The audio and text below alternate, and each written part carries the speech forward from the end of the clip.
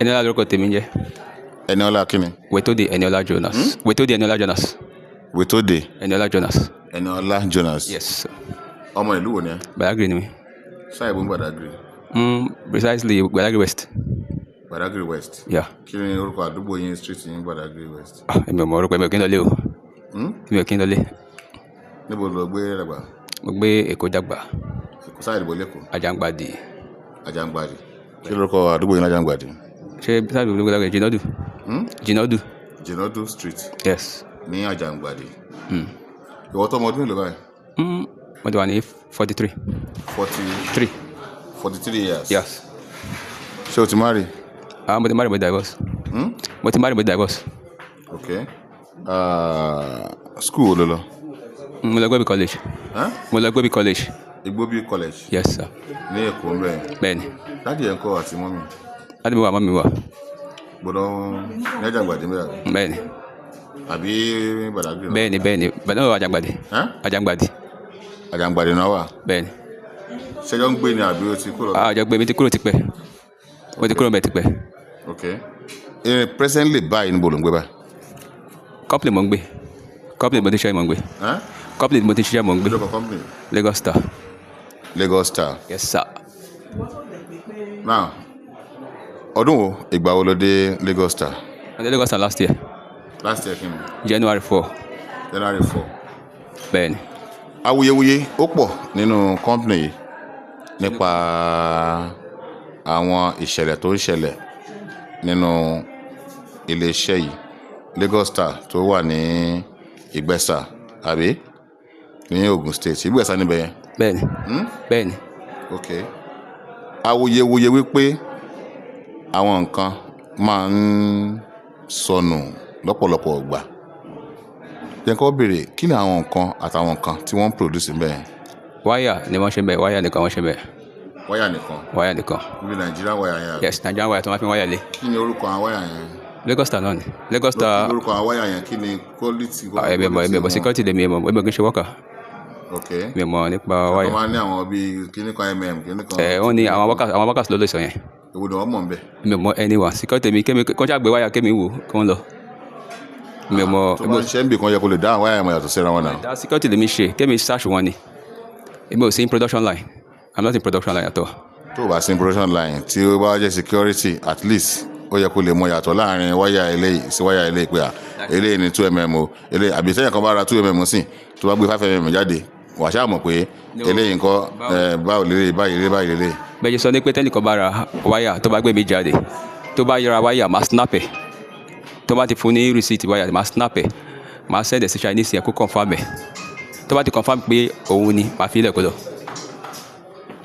Èyí máa snap send ní WhatsApp máa snap send sí kó confirm. Ó tẹ́lẹ̀ mo ṣe débẹ̀ last year mo ò tí lè tètè mọ ẹ̀kọ́ tó gbogbo ẹ̀kọ́ tó wà ń bẹ̀ gbà tó jẹ́ pé mo kì í rìn wọnú factory. Okay. Lára àwọn security tó wà ń bẹ̀ post wo ni wọ́n dì mú? Èmi ni mo wà ní pedestrian searchway. Ibi táwọn èèyàn máa ń gbà tó bá lọlé ibi tí mo wà nìyẹn. Ṣé wọ́n nìkan ló wà ń bẹ̀ àbí láwọn tó débẹ̀ wá ṣiṣẹ́ ń bẹ̀? Mo ṣe débẹ̀ ni àwọn nìkan ti ṣiṣẹ́ bẹ̀ rí ṣègbà tèmi débẹ̀ èmi nìkan mo wà ń bẹ̀ lẹ́nu ọ̀nà.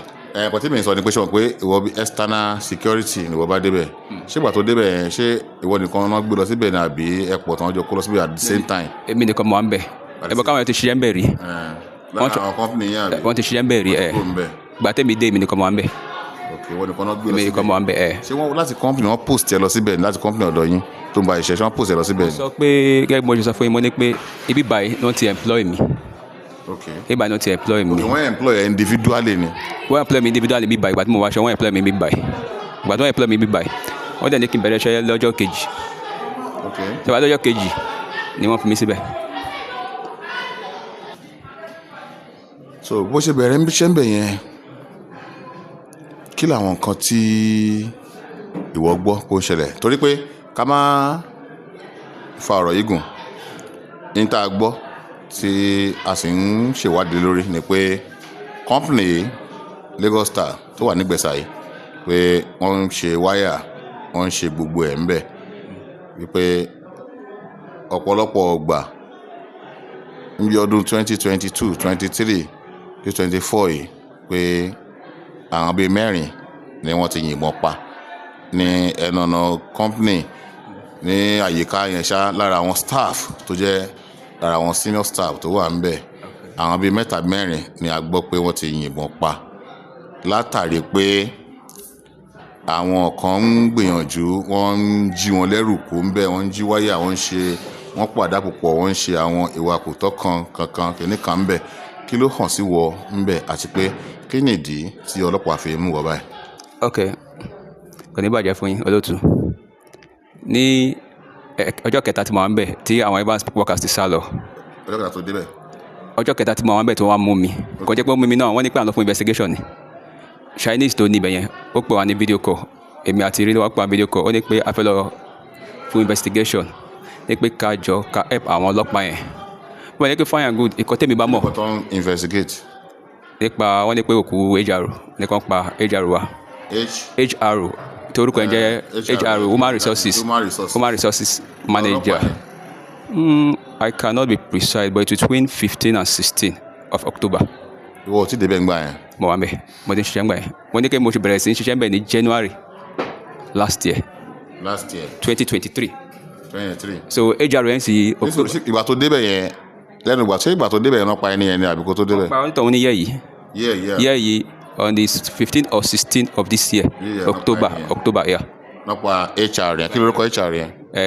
Bartholomew Patrick. bẹ́ẹ̀ni ìgbà tó ń bọ̀ wá bíṣẹ́ ni wọ́n pa kò tí ì di ẹnu kan náà pa sí. wọ́n pa ní some. jìnnà sí company. ebi tó ń pa sí ó sì jìnnà some miles away ṣá náà pa sí kò tí ì dé company. kò tí ì dé company. kò díẹ̀ kò ó ṣáà ti súnmọ́ agbègbè company. ó sì máa kábàá máa ní pé ó sì máa rìn dé company ṣá ó sì máa rìn ìrìn àṣìtò bíi 70 walking step. tó bá jẹ́ by leg o tó bá jẹ́ by step tó ń kà. ó sì tó bíi 70 walking step. tán ibi tán pa sí. Yes sir. kí ni wọ́n wá kí ló gbọ́ kí ló mọ̀ ń pa bí ọ̀rọ̀ ẹ ṣe lọ bẹ́ẹ̀ yẹn. kò ní Ọlọ́run ní bàdàkà yẹn jẹ́ gẹ́gẹ́ bí àtìgbà tèmi ti bẹ̀rẹ̀ iṣẹ́ ń bẹ̀ kò sí ẹni tó lè testify pé èmi ò kí n jáde mọ́ kí n jáde tó máa ń rìn kiri ó torí time tá a máa ń ṣílẹ̀kùn ní 6:30 àti máa close ní 8 o'clock àbí 8:30 so èmi ò kí n jáde most time mo máa ń wà exhausted gbà tó jẹ́ pé inú bẹ̀ mo ti ra oúnjẹ tó mo kí n jáde tí bá dẹ̀ ti gate Chinese normal ti tiẹ̀ padlock gbẹ́jà pé tì í màá ti tẹ̀mí pẹ̀lú normal padlock Chinese àti pẹ̀lú computer padlock tó bá dẹ̀ di àárọ̀ náà by 6 o'clock 6:30 ṣàmì àṣìtẹ̀mí Chinese náà àṣìtẹ̀ so àwọn èèyàn máa wọlé so on a good day tó jẹ́ bí i 15 or 16 of that particular month of October this year gbogbo àlàwà àti ṣe gate àwọn external workers ti bẹ̀rẹ̀ ṣẹ́ngbà yẹn wà ń ta Chinese pápá ti wà ń bẹ̀ Chinese ti dé ṣá ó dà kí Chinese pápá ti wà ń bẹ̀ ó ti wà ń bẹ̀ ṣá ọ̀dọ̀ Chinese ló máa ń máàkì àwọn tó ń wọlé so a lè gbọ́ 2 gunshot pàpà èmi àti àwọn ọmọ wọn bá àwọn àtàwọn ìsìnàlẹ̀ ṣe pé àtà ló tún yìnbọn láàárọ̀ kùtùkùtù yìí ṣẹ́gun ṣe àwọn customer bí àwọn ọlọ́pàá ló tún yìnbọn bàtà mọ̀ pé inú company ni iṣó ti ń rùn so bí a bí like 10 minutes lára àwọn workers tó ń bọ̀ lọ́nà wọ́n ṣàṣàwọlé gbìrìgbìrìgbìrì gẹ́gẹ́ bí security tó wà ní main gate company gangan wọ́n sáré wá bá mi ní pé ṣé ohun ìbọn tó fi pa HR lẹ́gbọ́n yẹn àbí. a gbọ́ sound yẹ àwa àmọ́ bóyá ìbọn tó fi pa HR ni but ìgbà tí bọ́bọ́ yẹn dé ó ní pé wọ́n ti shoot HR so gbogbo wa assume pé ó possible kó jẹ́ shoot yẹn ló pa HR so ìgbà tó ń dẹ̀ pé wọ́n shoot HR bó ṣe sọ fún mi báyìí mo ní HR wo ó ní HR wa lẹ́sẹ̀kẹsẹ̀ mo sáré mo lọ pa àwọn mọ̀pọ̀ ní pé báyìí mo gbọ́ mọ̀pọ̀ kan tó ń wẹ̀ lọ́wọ́ ìgbà pàdánù man òun tẹ̀ ń wẹ̀ lọ́wọ́ tí mo pariwo bóyá sáré bọ́tà ni ẹ̀ tó sáré pa àwọn mọ̀pọ̀ bí gbogbo wa ṣe sáré bọ́tà ni ẹ̀ pé if it's a thing we can rescue bóyá ká sáré gbé lọ́sẹ̀ pé àkókò rescue ẹ̀ ó tẹ̀lé kí n má parọ́ kí n má jẹ́ the man is a very nice man the man is a very nice man kò sí mi báyìí kọ́lọ́ tẹ́sà fẹ́fẹ́ rí. ẹ jẹ́ ká fi the HR being a nice man ká fi yẹn lẹ̀ now ìgbà tán yìnbọn fún HR ẹlò oní ẹgbọ́ lẹ́ẹ̀mejì pé wọ́n yìnbọn fún HR pàápàá lẹ́ẹ̀mejì ẹgbọ́ sound so definitely ìgbà tẹ́ máa débẹ̀ tẹ́ wá rí pé HR ni wọ́n pa so definitely nǹkan tá à ń sọ ni pé HR yẹn kò jìnnà sí àdúgbò company yẹn tẹ́ fi lè gbọ́rọ̀ ìbọn ibi tí a bá ti gbọ́rọ̀ ìbọn kò jìnnà ẹ̀kọ́ tá à ń sọ náà nìyẹn now ṣé kó tó di pé wọ́n pa HR yẹn náà pa gbẹ̀yìn àbí àbọ̀ tó pa lòmí lẹ́yìn HR. HR nìkan mo mọ̀ tó ìgbà tí mo wà ń bẹ HR nìkan mo mọ̀ tó kù. ẹni mélòó ló gbọ́ pé wọ́n ti pa ní company yẹn pé wọ́n yìnbọn pa pẹ̀lú ìbọn bẹ́ẹ̀ bó ṣe pa HR yẹn. ìgbà tí mo dé ìgbà ìmọ̀ṣẹ́ ń gbọ́ pé wọ́n ti pa ẹnìkan tẹ́lẹ̀ wọ́n ti pa ẹnìkan tẹ́lẹ̀ abel wọ́n ní wọ́n pa ní 2022 àbí náà sọ wọ́n pa 2022 bọ̀ gbogbo àwọn ò tí bẹ̀rẹ̀ post yẹn bẹ̀. èmi ọmọ post ẹ̀ mo sì ń bẹ̀ ń gbà yẹn. ìwọ òbèrè o. ìgbà scenario yìí tàti wà ní mo ṣẹ̀ṣẹ̀ ń gbọ́ gbogbo ẹ̀. Okay. Now, as a security nínú company yìí, ṣé o wà aware wípé wọ́n máa ń jí wáyà kó ń bẹ̀, wọ́n ń jí nǹkan kó ń bẹ̀? Kò sí company tó ń produce tó wọ́n kí n jalè. Okay. But èmi ò kí n kúrò níbi ẹnu gate mi wà ó torí èmi nìkan mọ̀ wá ń bẹ̀. ẹ mọ̀ pé pedestrian way visitors máa ń wọlé so èmi ò kí n wọnú factory mo kéde ẹlẹ́rìí mi nínú factory kí mo wá kiri nínú factory lẹ́yìn tẹ close tẹ fẹ́ jáde kẹ gba ọ̀dọ̀ mi kí n search yín kẹ lọ tẹ bá fẹ́ ṣí main gate tẹ bá fẹ́ ṣí main gate táwọn yẹn bá fẹ́ jáde bí a mọ́tò fẹ́ jáde Chinese ló bá wá ṣí Chinese ló máa ń ṣí yẹn Chinese ló máa other gate wà lẹ́yìn bẹ́ẹ̀ but èmi ẹni tó bá rìn kọjá lè kọ́ lè máa search Ibo Chinese máa ń ṣí? Chinese ló máa ṣe àwọn big gate àwọn gate middle tó bá fi mọ́tò bá fẹ́ kọjá Chinese. But a gbọ́ pé àwọn kan máa ń kó àwọn wáyà jáde tó yẹ pé tí ẹjọ́ mọ̀ láàrin ara ẹgbẹ́ bí n ta gbọ́ ò pé ẹjọ́ mọ̀ láàrin ara yín tẹ máa ń clear ọ̀nà pé ìwọ máa lọ àti pé arákùnrin tó jẹ́ forklifter tó máa ń bá wọn tó máa ń fi machine gbẹ́rù sókè yẹn kí ló gbé kúrò ń bẹ̀ torí a gbọ́ pé ó jalè ó fi kíní forklift gbẹ́rù sẹ́yìn fẹ́ǹsì kó tó di pé wọ́n lè kúrò mẹ́ngbà yẹn you as a security man tó dé company kan wàá ti gbọ́ àwọn nǹkan tó ń ṣẹlẹ̀ àtàwọn nǹkan tó ń ṣẹlẹ̀ lọ́wọ́lọ́wọ́ ó yẹ kó wà àwíyà kí ló lè sọ ń pa ẹ̀. bàbá yẹn mo ò tẹ̀ mọ́ rí mo ò mọ́ rí ó history ẹ̀ pé ó jalè lọ́fíìsì. mo ò tẹ̀ rí mo ò tẹ̀ gbọ́ history rí mo ò tẹ̀ gbọ́ rí pé ó jalè ìgbà tí wọ́n wá mú wa ni Peter wà ní mọ́tò Peter dẹ̀ wà ní mọ́tò èmi ò mọ̀ rí èmi ò rí rí mo ò mọ̀ èyí tó ń jẹ́ bẹ́ẹ̀ ìgbà bá dé báyìí mo ṣe pé Peter ni ní pé wọ́n ní pé ó fi forklift so kò lè ní kó mọ̀ mí rí kò mọ̀ mí rí nípa inú factory èmi ò ní mo ò kí wọ́n. wọ́n jalè ń bẹ̀ ṣá. kò sí factory tó ń kí n jalè kò sí factory ìgbà tèmi ò kí n wọ bẹ̀ tèmi ni pé kí n search àwọn tó máa wá sọ́dọ̀ mi. wọn ò dẹ̀ gbé nǹkan jáde ń bẹ̀. wọn gbé kọ̀ọ̀kan kọjá lọ́dọ̀ mi lẹ́yìn àwọn tó bá kọjá láti gbà mọ́dé factory yẹn àwọn tí mo ti mọ́yàn tó 15. tó gbé nǹkan. tó máa gbé nǹkan sára tó máa kọjá mo ti mọ́yàn tó 15 pa.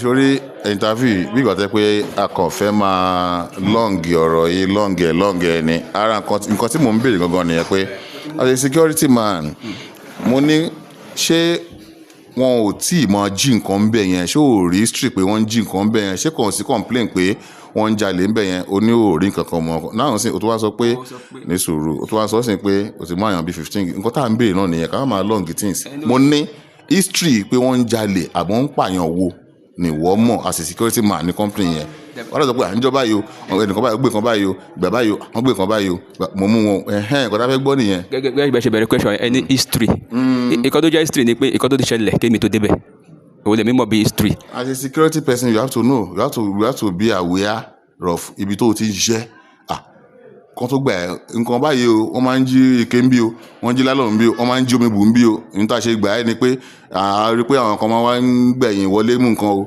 ìgbà yìí ni kò ṣọ́ wàá ti mọ̀ wàá ṣèwádìí wàá pé yẹ̀sìn nǹkan tó fẹ́ mójútó lélẹ́yìí.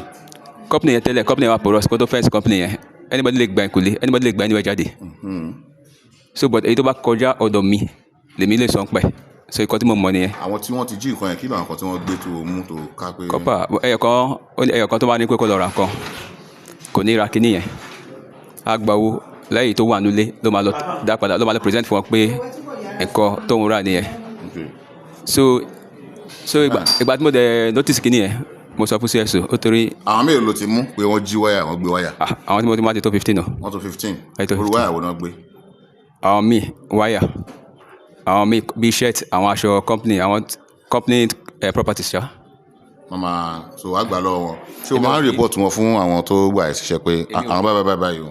èmi ò kí ń gbà lọ́wọ́ tí bá ti rí pé wọ́n jí nǹkan máa pe CSO máa pe ọdíọ́n CSO we happen to be the zonal this thing máa pe ní kí mo ti mú ẹyin báyìí. ó jí kan báyìí o. ó jí mo lè gbà kọ́ lọ́wọ́ ẹ̀ ó tẹ́ mo lẹ́tọ̀ọ́ àti gbà kọ́ lọ́wọ́ ẹ̀ òun ni the head máa pe ní pé wọ́n ti jí nǹkan kan báyìí.